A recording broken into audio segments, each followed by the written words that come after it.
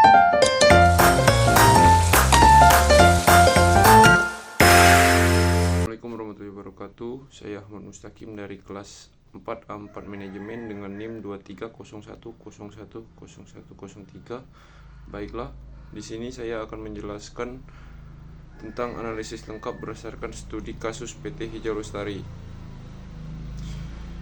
Yang pertama, analisis implementasi strategi PT Hijau Lestari dan prinsip manajemen strategi berbasis lingkungan. Manajemen strategi berbasis lingkungan menekankan integritas antara kepentingan bisnis dengan pelestarian lingkungan. PT Hijau Lestari menunjukkan penerapan prinsip ini melalui langkah-langkah berikut. Yang pertama adalah investasi teknologi ramah lingkungan, mencerminkan prinsip ekoefisiensi, yaitu mengurangi dampak lingkungan sambil meningkatkan efisiensi operasional.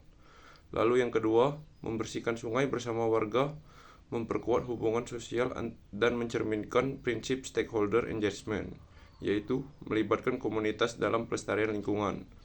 Dan yang terakhir, edukasi lingkungan di sekolah menunjukkan long-term orientation dan mengubah pola pikir generasi muda dan menciptakan keberlanjutan jangka panjang. Lalu, pertanyaan yang kedua adalah manfaat strategi program CSR yang dilakukan perusahaan. Berikut 3 manfaat strategis dari program CSR berbasis lingkungan. 1. Meningkatkan citra reputasi perusahaan. Masyarakat dan konsumen cenderung lebih percaya pada perusahaan yang peduli lingkungan, yang dapat meningkatkan loyalitas pelanggan dan brand equity. Lalu yang kedua, mengurangi risiko hukum dan sosial. Dengan mematuhi standar lingkungan dan melibatkan masyarakat, perusahaan menghindari potensi sanksi hukum dan konflik sosial yang dapat mengganggu operasional. 3. Mendukung inovasi dan keunggulan kompetitif. Investasi dalam teknologi ramah lingkungan dan produk biodegradable dapat menciptakan diferensiasi produk dan membuka peluang pasar baru. Dan pertanyaan yang ketiga, 2 tantangan utama dalam penerapan strategi keberlanjutan dan CSR. 1. Biaya investasi awal yang tinggi. Teknologi ramah lingkungan dan penggantian bahan baku ke biodegradable memerlukan investasi besar yang kemungkinan membebani keuangan jangka pendek. 2. Perubahan budaya organisasi.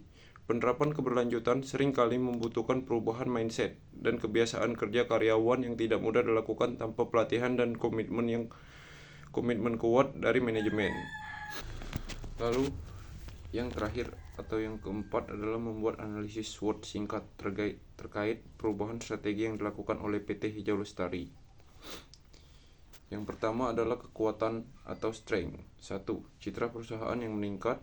2. Loyalitas pelanggan yang meningkat. Dan yang ketiga, keunggulan kompetitif yang meningkat. Lalu kelemahan. Pertama, biaya implementasi yang signifikan. Lalu yang kedua, ketergantungan pada regulasi pemerintah. Selanjutnya, peluang. 1. Meningkatkan kesadaran masyarakat tentang lingkungan. Dan kedua, potensi peningkatan permintaan produk yang ramah lingkungan. Dan yang terakhir adalah ancaman. 1. Perubahan regulasi pemerintah yang tidak menguntungkan.